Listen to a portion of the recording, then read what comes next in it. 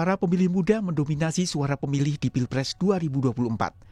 Daftar pemilih tetap pemilu 2024 menunjukkan 52% pemilih adalah dari kalangan muda atau berusia di bawah 40 tahun. Kategori pemilu berusia 31 hingga 40 tahun berjumlah 20,70%, usia 17 hingga 30 tahun 31,23%, dan usia 17 tahun 0,003%. Dari potensi suara sebesar itu, bakal calon presiden pun berebut dukungan dari pemilih muda.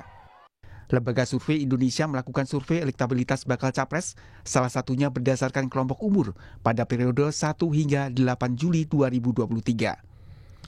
Responden yang berusia 22 hingga 25 tahun, 39,1% memilih Prabowo Subianto, 28,2% memilih Anies Baswedan, dan 24,7% memilih Ganjar Pranowo. Sedangkan responden berusia 26 hingga 40 tahun, 39,5% memilih Prabowo Subianto, 32,3% memilih Ganjar Pranowo, dan 21,7% memilih Anies Baswedan. Pemilih yang berusia muda cenderung lebih banyak ke Prabowo, 40 tahun ke bawah, cenderung lebih banyak ke Prabowo. Ya. Yang pemilih pemula 46%, ini kurang lebih ya, margin error-nya tinggi karena di zoom in. Sementara pemilih yang lebih tua di atas 40 tahun cenderung lebih banyak ke Ganjar. Yang lebih tua lagi itu cenderung lebih banyak ke Prabowo, baru kemudian ke Anies. Persaingan ketat merebutkan suara pemilih muda juga tergambar dari survei yang dilakukan Litbang Kompas 29 April hingga 10 Mei 2023. Responden Gen Z yang berusia 17 hingga 26 tahun, 32,7% memilih Prabowo Subianto, 24,5% memilih Ganjar Pranowo, dan 10,0% memilih Anies Baswedan. Di kalangan Gen Y atau yang berusia 27 hingga 41 tahun, survei Litbang Kompas menunjukkan elektabilitas Prabowo Subianto 23,9%, Ganjar Pranowo 23,1%, dan Anies Baswedan 5,1%. Pilpres 2024 akan berlangsung 7 bulan lagi. Seluruh baca pres masih memiliki waktu untuk mengoptimalkan upaya merebut simpati pemilih muda. Tim Liputan Kompas TV. Mana kiat bakal capres merebut suara pemilih muda? Kami akan berbincang dengan Direktur Eksekutif Lembaga Survei Indonesia Jayadi Hanan yang akan bergabung nanti.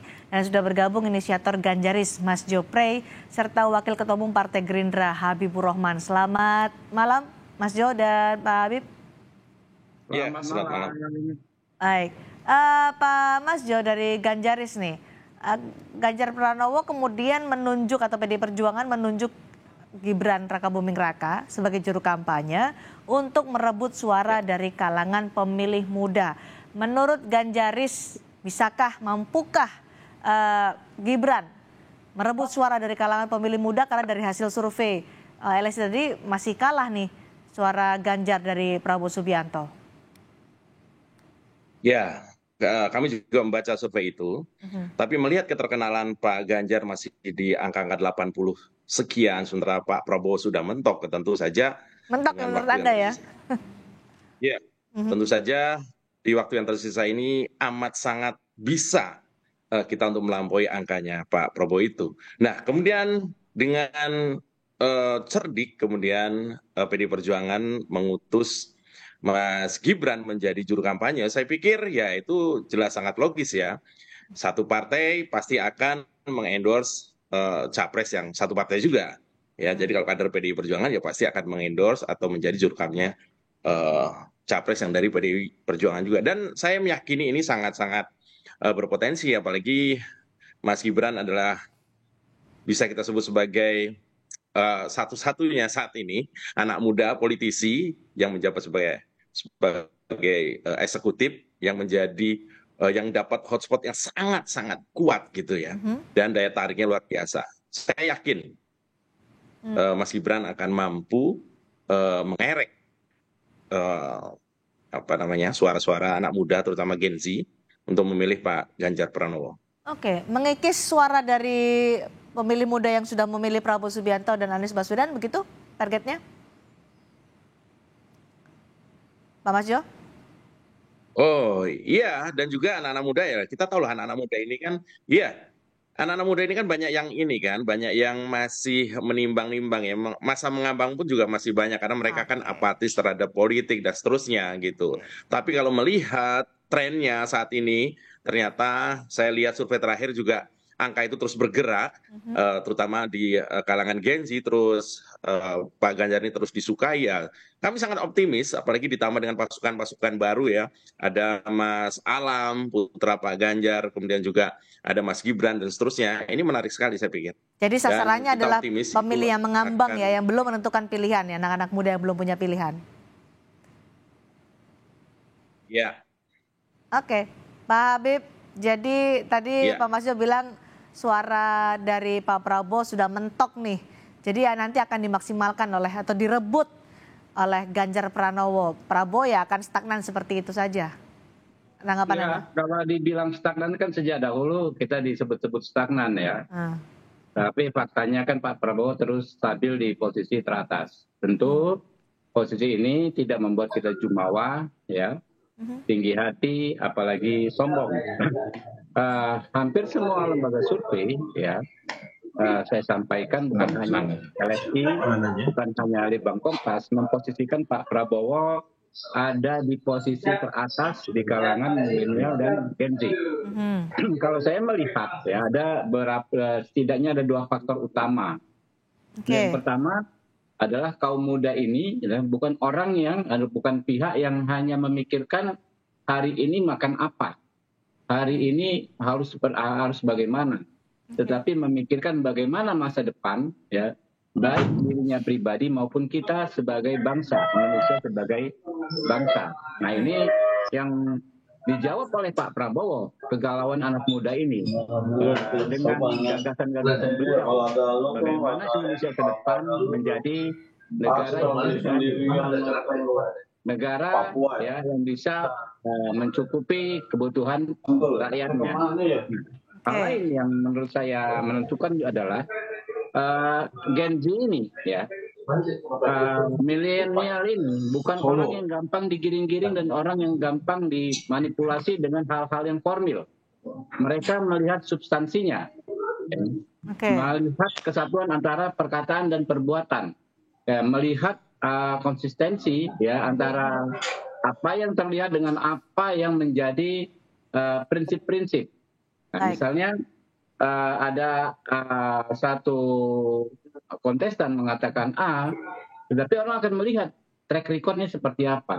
Jadi nggak sekedar dia melihat apakah ada jurkamnya anak muda dan lain sebagainya, tapi secara substansi akan dilihat apakah sang jurkam tersebut misalnya ya kan hanya secara formal menjadi juru kampanye pihak tertentu, tapi secara substansi apakah ada hal-hal lain. Nah, itu yang substansi apa sih yang membuat Prabowo unggul menurut Anda? Kenapa? Substansi apa yang membuat Prabowo unggul di kalangan milenial dibandingkan dengan? Ini tadi substansi tadi Pak Prabowo ya menawarkan gagasan bagaimana Indonesia menjadi negara yang kuat, yang disegani, yang berpengaruh karena mampu mensejahterakan rakyatnya. Oke. Mas Jayadi sudah bergabung bersama kita. Dari LSI hasil surveinya gimana sih peta dukungan dari pemilih muda? Kenapa Prabowo Subianto justru lebih unggul dibandingkan Ganjar Pranowo dan Anies Baswedan yang sering diasosiasikan sebagai orang muda lah di Pilpres ini? Oke, sebetulnya kalau kita perhatikan perbedaan dukungan di antara dari Gen Z ya, ketiga nama itu sebetulnya bedanya tipis. Besti ya, beda sangat tipis. Besti, oke. Bukan hanya Betty. Bukan gitu. Betty. Jadi Besti, beda sangat tipis. Kenapa begitu? Pertama, kenapa terjadi tidak numpuk ya? Kalau di atas kertas, mestinya Gen Z itu kan numpuknya di Anies sama Ganjar kan? Ya. Ternyata mereka tersebar, bahkan untuk sementara Pak Prabowo yang sedikit unggul. Ini kan karena kategorinya di narrow down, di breakdown ke Gen Z, maka itu margin of error-nya menjadi tinggi. Jadi dengan selisih suara seperti ini, bedanya Besti tadi sangat tinggi. Bestinya berapa sih, Mas Jayadi? Setipis apa?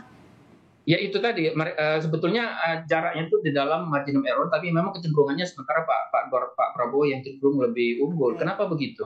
Begini, kita tahu menurut hitungan KPU pemilih muda termasuk Gen Z itu total ya yang 40 tahun ke bawah itu sekitar 52% ya. Yang Gen Z itu yang lahir 96 sampai dengan berapa tahun 2000 sampai sekitar 2012 itu kan jumlahnya di kisaran 15%-an, kira-kira gitu ya.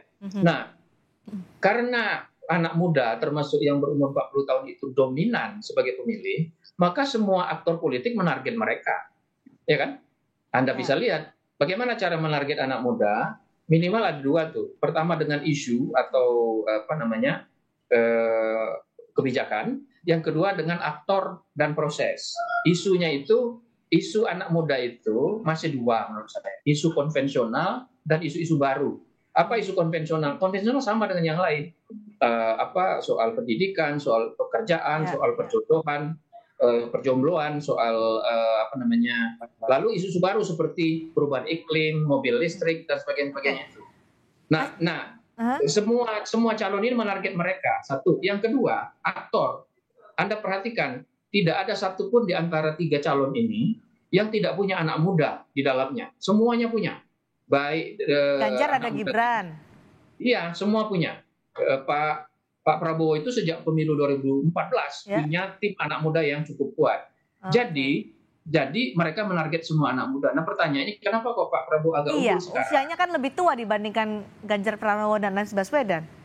Kalau usianya lebih tua itu jawabannya karena dia sudah lama menarget anak muda, sudah lama. Jadi tidak membuat perbedaan. Yang isunya adalah karena ada faktor-faktor yang membuat anak muda sekarang itu cenderung lebih Pak Prabowo. Misalnya soal sepak bola, ya. Soal sepak bola itu karena banyak anak muda yang tadinya ke Ganjar itu kemudian kecewa misalnya, maka sebagian beralih ke siapa? Ke Pak Prabowo, ya. Karena misalnya dia anak muda, pemilih PDIP atau pemilih Pak Jokowi, maka kemungkinan dipindah ke Pak Prabowo lebih besar, gitu. Itu sebagai contoh, ya. Mengapa untuk sementara Pak Prabowo unggul selain menggunakan memang menarget anak muda. Baik, Mas Jayadi, seberapa besar mereka yang berusia muda tapi masih mengambang, belum menentukan pilihan, dan bagaimana masing-masing baca pres ini bisa memanfaatkan mereka untuk mendapat atau mengeruk suara? Anak muda itu tidak berbeda jauh dengan pemilih secara keseluruhan, ya. Dari segi yang belum menentukan pilihan, ya di kisaran 10-20% maksimal saat ini. Nah, masalahnya 10-20% itu ada yang memang belum menentukan pilihan, tapi ada juga yang sebetulnya sudah punya kecenderungan. Gitu. Nah, kalau dari tahun ke tahun, sejak 2004 sampai sekarang itu, kecenderungan anak muda itu pilihannya tidak berbeda jauh dengan kecenderungan umum. Jadi kalau kecenderungan umumnya sekarang ke Pak Prabowo, maka Anda bisa menduga di kalangan anak muda pun kecenderungannya ke Pak Prabowo. Nanti kalau berubah lagi kecenderungannya lebih ke Ganjar, itu di kalangan anak muda pun dia akan mengarah ke sana. Karena anak muda tidak ngeblok ke salah satu kandidat atau salah satu partai. Tidak memblok ke salah satu kandidat atau salah satu partai. Jadi bagaimana Ganjaris untuk bisa merebut suara dari kalangan pemilih muda? Kalau tadi Pak Habib kan sedikit nyentil, jangan cuma anak muda jadi formalitas, tapi dari substansinya juga, itu yang menjadi keunggulan Prabowo. Jadi kalau Ganjaris gimana? Ya, menurut saya dari ketiga kandidat ini hanya Pak Ganjar Pranowo yang secara real punya program-program khusus buat anak muda. Kita lihat saja di Jawa Tengah dan juga di sosial medianya sering kita disuguhi oleh aksi-aksi kreatif Pak Ganjar yang menarget khusus anak-anak muda ini, ya. Dan saya juga mendengar dari beberapa kali Pak Ganjar keliling dari beberapa kota, itu sambutan anak-anak Gen Z memang luar biasa. Mereka baru menemukan sosok yang kira-kira nyambung lah gitu. Dari sisi usia juga nggak terlalu jauh, dari bahasa juga nyambung, kalimat-kalimatnya itu bisa dimengerti oleh ada kekecewaan tadi disebutkan oleh Mas Jayadi, kekecewaan soal Piala Dunia U20 yang lumayan juga nih dampaknya untuk suara Ganjar Pranowo. Kalau kita lihat dari aliran yang kemudian tidak memilih Pak Ganjar gara-gara U20 itu ternyata juga nggak banyak kalau kita breakdown kan. Dan mereka lebih kepada wait and see daripada kemudian mengalihkan dukungan kepada kandidat lain. Saya dengar hanya 3% mungkin yang pindah. Itu yang saya lihat seperti itu. Tapi beginilah, ini kita bicara ke depan dan kita lihat kembali ke soal keterkenalan Pak Ganjar yang masih jauh dari kandidat lain ini PR tersendiri. Dan hari ini saya juga dapat kabar bahwa Pak Ganjar gara-gara kemarin meluncurkan baju garis-garis hitam putih itu, ternyata sambutannya juga luar biasa. Dan ini adalah salah satu cara untuk kemudian menarik perhatian Gen Z ini, selain juga beberapa program yang mungkin sedang digodok oleh tim kampanyenya mungkin atau timnya Pak Habib yang dikhususkan buat adik-adik Gen Z ini. Oke, Pak Habib, meskipun unggul tapi besti tadi kata Mas Jayadianan, beda sangat tipis. Masih saja bisa berubah untuk bisa memperebutkan mereka yang masih belum menentukan pilihan atau suara mengambang. Strateginya gimana nih dari Prabowo Subianto? Ya, begitu. Sebagaimana saya sampaikan ya berkali-kali, kita ini kan antara hal yang formalistik melawan hal yang substansi, ya. Antara embel-embel ya antara casing luar dengan apa yang menjadi prinsip. Misal ya kita tidak menganggap remeh soal seragam ya, itu penting juga. Tapi ya Pak Prabowo menyampaikan soal lapangan kerja, soal pendidikan. Itu kan yang menjadi kegalauan anak muda. Misalnya usul beliau bagaimana memperbanyak sekolah khusus ya seperti Taruna Nusantara di 11 provinsi di seluruh Indonesia. Nah, itu kan sangat menarik buat anak muda ya. Lalu bagaimana ya Pak Prabowo mendorong ya soal lapangan kerja ya, ke depan, bukan hanya di bidang formal ya, tapi kita menciptakan tenaga-tenaga berkualitas ya yang secara teknis menguasai bidangnya masing-masing. Jadi yakin bisa nanti berkompetisi dengan Ganjar Pranowo merebut suara anak muda? Bagaimana menciptakan universitas-universitas ya yang sangat berkualitas. Seperti dikatakan Pak Prabowo misalnya kualitasnya kurang lebih arahnya mirip seperti Harvard University di Amerika Serikat. Nah itu menurut saya dinilai oleh anak muda sebagai sebuah tawaran yang sangat menarik dan itu dibandingkan juga dengan apa yang sudah dilakukan Pak Prabowo selama ini gitu loh. Nah mereka mengikuti ini orang ngomong ya, orang janji, orang bawa gagasan, kan dinilai berikutnya adalah apakah gagasan tersebut sudah dilakukan, sudah diimplementasikan oleh orang yang ngomong tersebut. Gitu. Oke, Mas Jayadi, mana yang paling mendekati hati para pemilih muda dari apa yang disampaikan oleh Pak Masjo dan juga Pak Habib tadi? Yang bisa mendekati hati anak muda dua hal. Satu, kemampuan kandidat mengaitkan isu-isu seperti isu-isu yang terkait langsung kehidupan sehari-hari anak muda ya, pendidikan, pekerjaan, pengangguran dan sebagainya itu dengan isu-isu baru. Misalnya isu-isu lingkungan. Karena kemampuan mengaitkan itu akan menentukan kemampuan kandidat untuk menggait anak muda, itu satu. Yang kedua adalah aktor. Ya, harus dibuktikan bahwa anak muda diberi tempat di tim kandidat atau punya tempat yang betul-betul terhormat dan berperan di masing-masing kandidat anak-anak muda itu. Kemudian yang ketiga, proses, cara berkomunikasi gitu. Jadi cara mengengage anak muda, nggak bisa lagi anak muda di-engage dengan cara disuruh kan. Anak muda harus diberi ruang untuk partisipasi, dilibatkan. Mereka yang mengambil keputusan gitu. Baik, sudah ada kisi-kisi dari Mas Jayadi untuk menggait pemilih muda. Terima kasih Mas Jayadiana, terima kasih juga Pak Masjo dan Pak Habib sudah bergabung di Sapa Indonesia malam hari ini. Ya, terima kasih.